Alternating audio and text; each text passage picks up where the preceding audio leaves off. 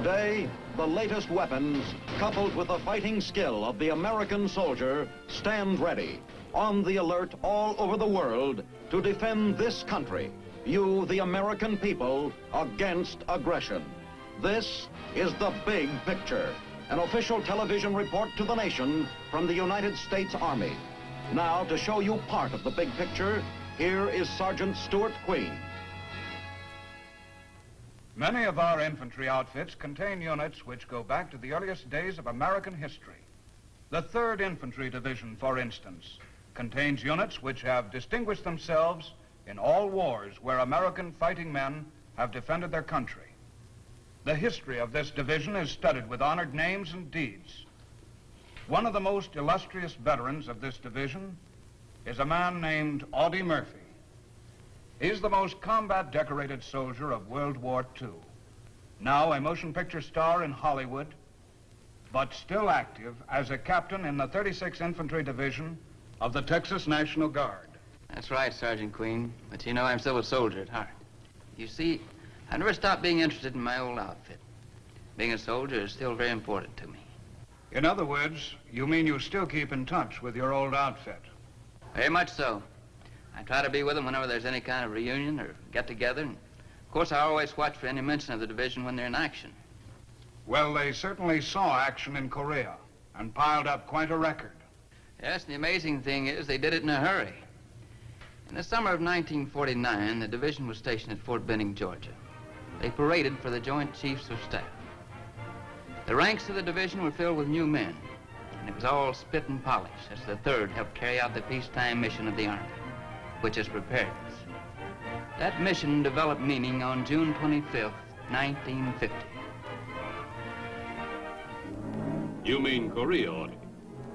We who were still in the 3rd Division were watching that situation develop, hearing about the North Koreans moving against the government of South Korea and attempting to take over the whole works. They were trained and prodded by the communists and called themselves the People's Army of North Korea. But it sure seemed as though their enemy was the people themselves. South Korean troops put up a rather disorganized resistance to this aggression.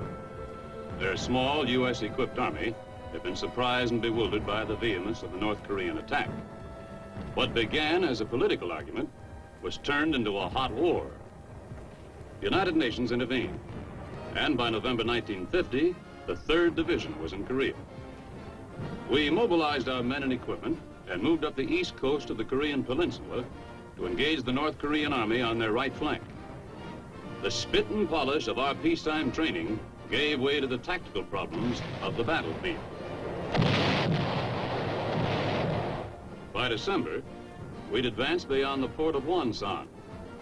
But it was here that we discovered that our real enemy was the Chinese communists, millions of them.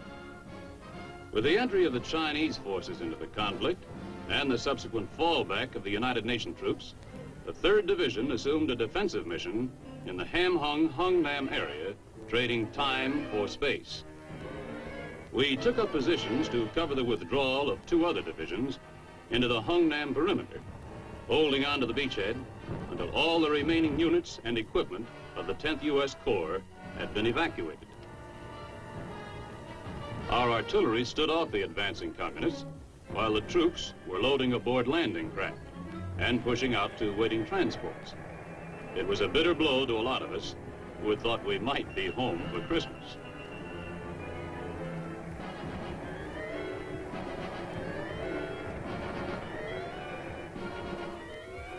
Yes, I'll never forget that Christmas. We were almost the present. Tremendous mountains of supplies and stores. But we got it all off the beach, along with thousands of refugees and all of our wounded and disabled.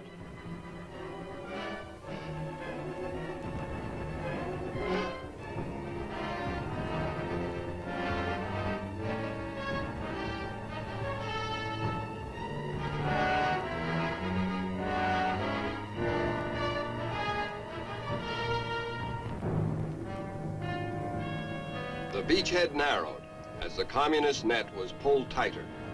But even then, we weren't leaving anything for the Reds to make use of when we met them again.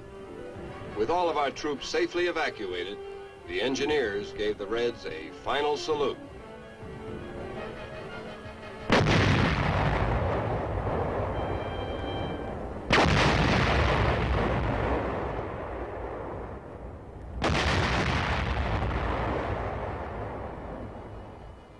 When we arrived in Busan, one of the largest beachhead operations had been completed, in reverse.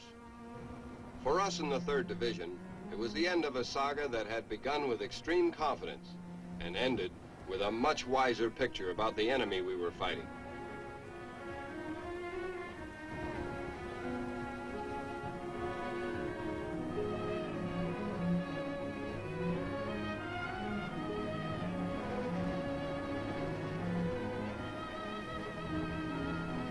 We rolled onto the beaches of South Korea with all of our equipment.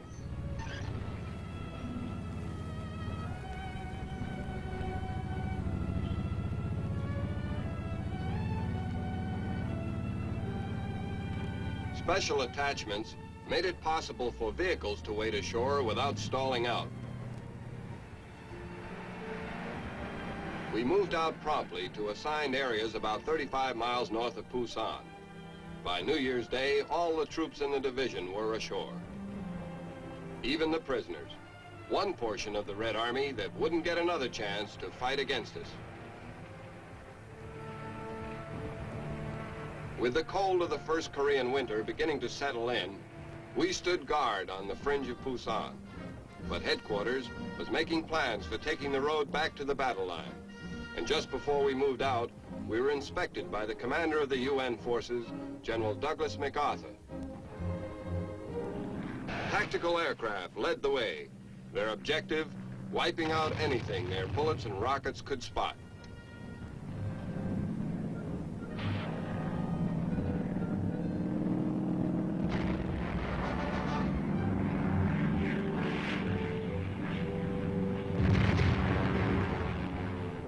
With increasing momentum, we moved northward to engage the enemy. Our objectives were in the center of the battle line that extended across the breadth of Korea. It seemed simple enough on a map, but it was a matter of moving fast in some places or inching along under withering enemy fire, stalled until we could locate and wipe out the trouble spot. It was up and down the Korean hills, flushing out units and picking off stragglers, or those who stayed to the last to harass our advance. We chased the Reds to the bank of the Han River, and that was the location of a weird duel, opposing forces sniping away at each other. We used every piece of firepower we could muster, but this was a contest in which the Reds were holding the short end of the stick. We just couldn't be stopped, and we pushed our way across and kept advancing.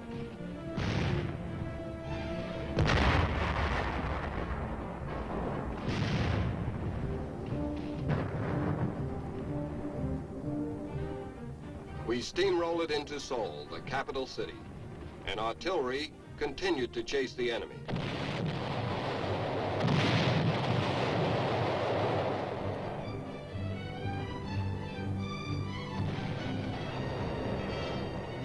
It was at this time that we heard the announcement that General Matthew B. Ridgway was our new commander.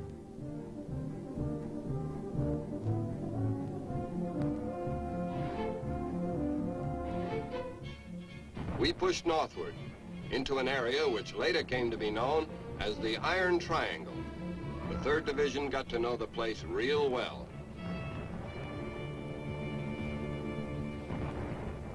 I'll never forget that triangle. It was shaped something like a noose. G2 had a line on a lot of communist activity in the triangle. Big build-up. They built up all right. And when they moved out against us, there were 200,000 commies pitted against our part of the triangle.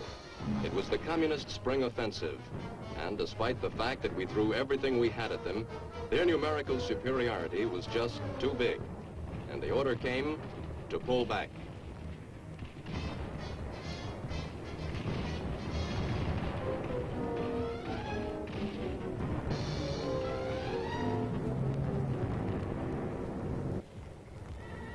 We moved south over terrain that would melt during the days of the spring thaw and freeze up during the night. That crazy Korean weather was true to form.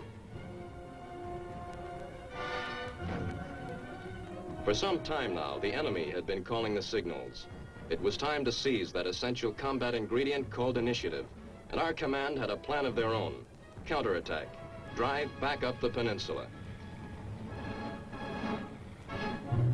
The division received orders to reconnoiter counterattack routes. Despite mud, tank ditches, and mines, tanks and infantry moved out to the north once more. As we pushed the Reds back, it was almost the same, as once again bunching their resources for them.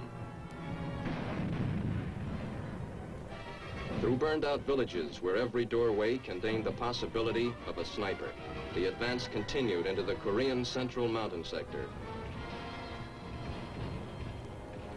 But the Reds still had some arrows left, and in the middle of May, they let loose the shaft, and we were once again slugging it out toe-to-toe. They gave way before our firepower as we gave them a real licking. We were beginning to catch on to this hill fighting, working close to the artillery support.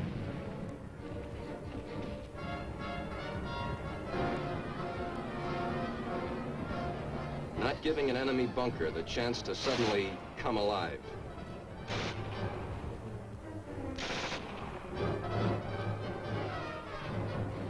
Or a haystack the opportunity to mow down a field of 3rd Division soldiers. Yes, we were catching on to the only way to go about conducting a campaign in this country. Just fight your way up and down the hills.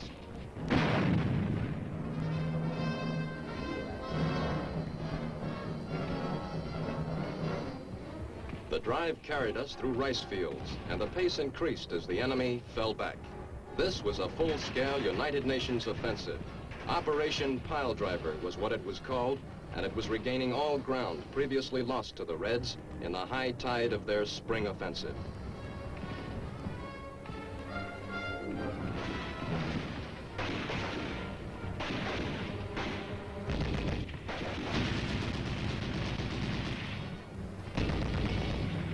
For about 2 weeks, we moved, sometimes twice every day. It was the same all along the United Nations lines. Keep swinging at the Reds while they were still dazed. The Chinese were taking a terrific shellacking, and we in the 3rd Division were getting in our licks.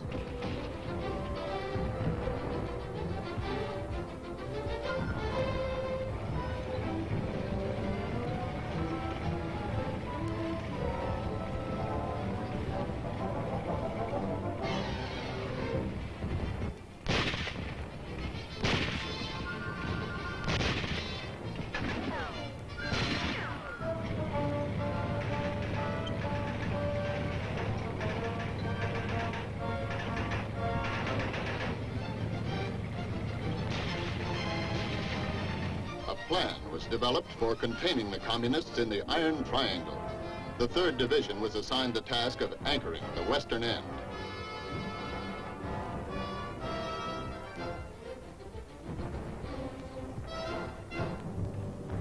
Korean refugees came pouring through the 38th parallel, the line which separated communist-dominated Korea from the south. And as they vacated, the armor of the 3rd Division moved in to tighten up the battle line.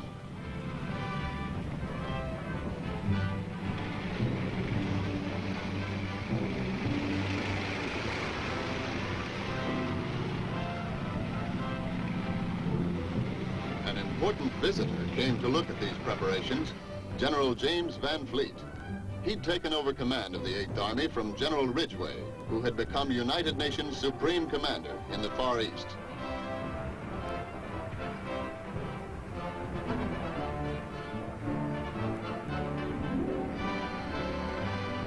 Our new commander wore his pearl-handled sidearms as he inspected our setup. The way ahead was first softened by a barrage from artillery and aircraft.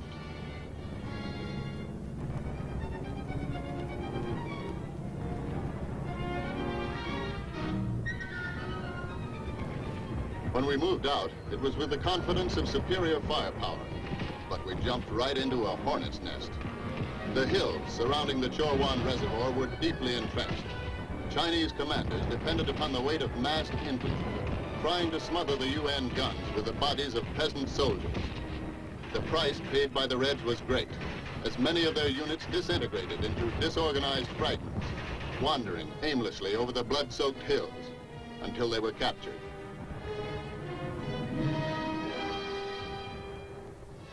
Commanding General Robert H. Soule had elements of the 3rd Division on the move. Units took up blocking positions or speeded to help other outfits as reinforcements. The enemy developed a new wrinkle in defensive tactics and opened the reservoir gates to flood the area and harass UN operations.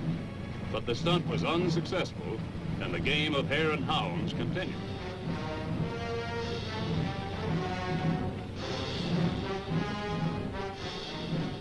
The southern anchors of the triangle were secured, and the division moved in to mop up any remaining communist troops.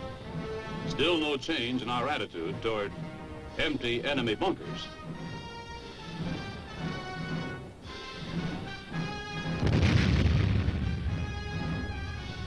But if the area was cleared, no one told the Reds. While we moved easily in the valleys, they filtered back into the hills and counterattacked with ferocity. 3rd Division artillery moved in to plug the gaps with firepower.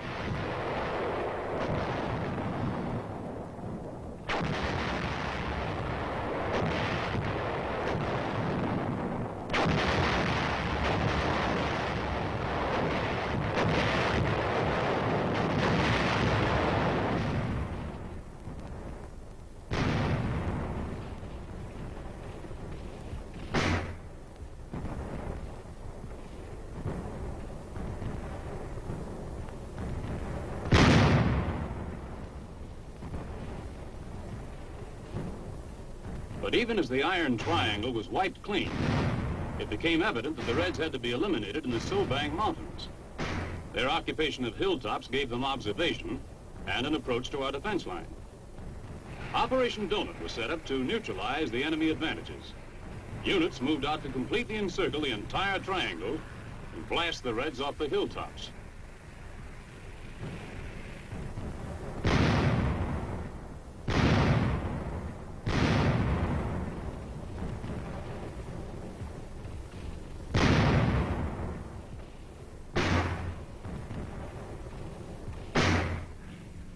There were Reds on just about every piece of elevated real estate, deeply entrenched. 4 artillery battalions, supported by napalm bomb-carrying aircraft, were brought up to support the assault.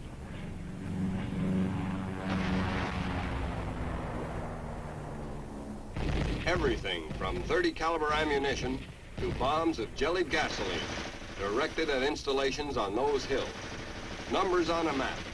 Digits like Hill 717 and 682 became great smoldering mounds. Again and again, the aircraft came in to hit with bombs, bullets, and rockets.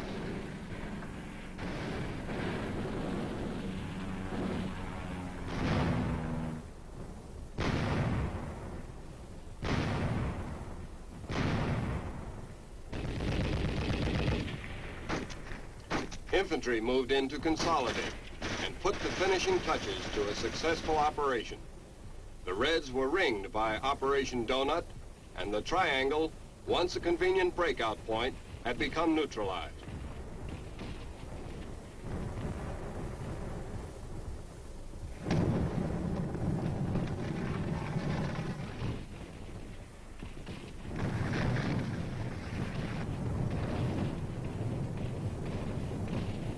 The job of cleaning up began for all on the south side of the battle line.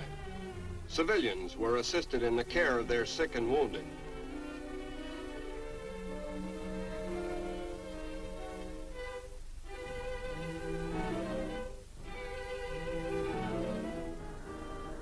Initial peace talks tended to slow the progress of the war.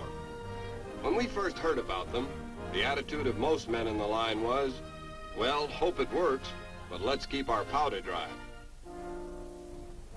General Soule welcomed new strength to the division as the Philippine Expeditionary Force came to take their place with the United Nations forces. These rugged troops fought with distinction.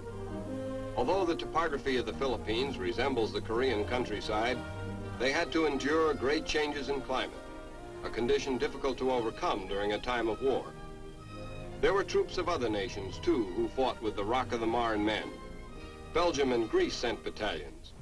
These units became part of the pool of strength which the 3rd Division contributed to the fighting up and down the hills of Korea. A brief lull came to an end with Operation Cleanup. Tanks went on the move as the plan was put into action. It was designed to disrupt supply and communications lines, destroy troops, knock out artillery and mortar positions, and occupy the ridgeline running west of Chorwan.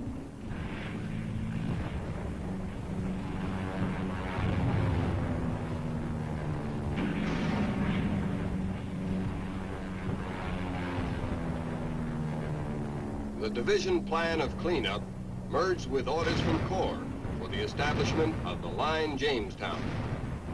Tanks and infantry battered their way forward to secure positions that would simplify the problems of supply to the forward areas. Bunker positions were established as Jamestown was nailed down.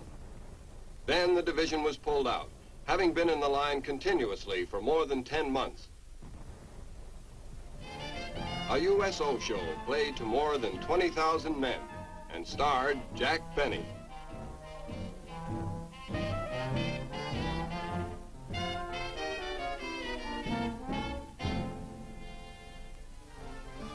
And these were the first curves, other than the profiles of the Korean hills, that anyone had seen for months.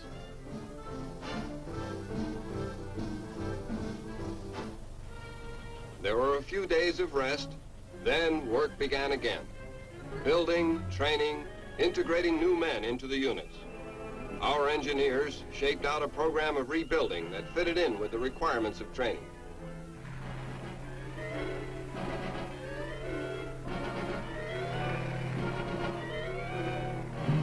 But there was still a war going on, and it wasn't long before the 3rd Division was back in it, fighting our way up a hill and down the other side to find another hill.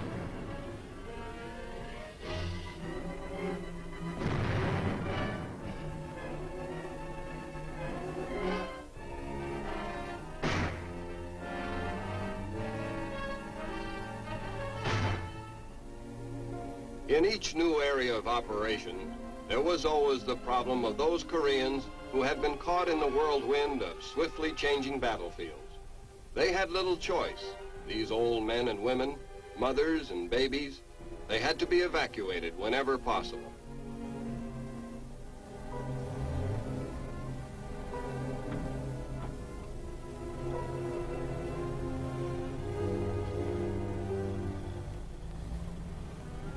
Infiltrators were a constant problem. Sometimes they were just civilians from whom it was possible to obtain information, and other times they were spies playing a deadly game of hide and seek. But they were all interrogated and their answers evaluated.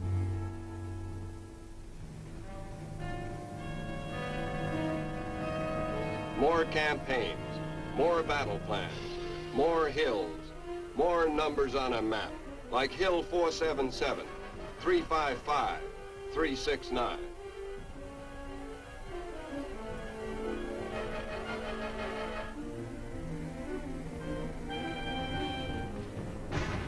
Hills right down to the day that General Mark Clark made an announcement. We have stopped the shooting. That means much to the fighting men and their families, and it will allow some of the grievous wounds of Korea to heal. Therefore, I am thankful. It is, however, only a step toward what must yet be done.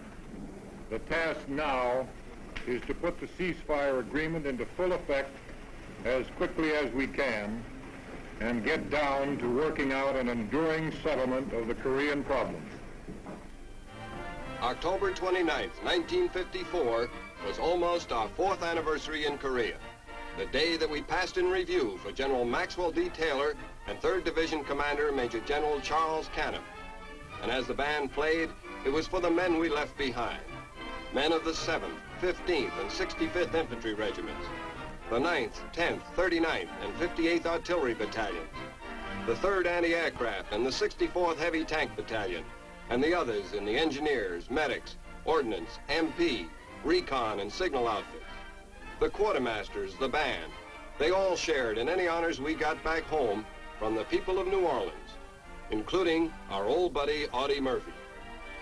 They all said, "Welcome home, 3rd Division. Thanks for a swell job."